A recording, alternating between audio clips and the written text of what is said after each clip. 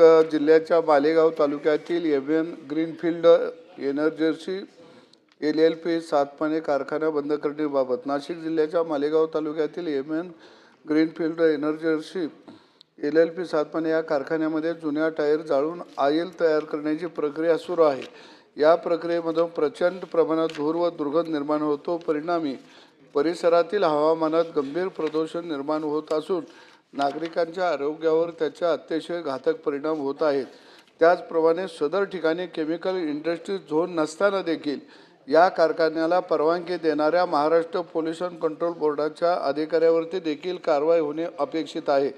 सदर कारखान्यामुळे गावातील पर्यावरणीय समतोल ढासळत असून पाण्याचे स्रोत दूषित होत आहेत आणि शेतीच्या उत्पादनावरही त्याचा प्रतिकूल परिणाम दिसून येत आहेत। त्यामुळे ग्रामपंचायत सातमाने येथे दिनांक 19/6/2025 रोजी झालेल्या ग्रामसभेमध्ये विषय क्रमांक 2 ठराव क्रमांक 17 अनुसार सर्वानुमते सदर कारखाना त्वरित बंद करण्याचा ठराव पारित करण्यात आला आहे।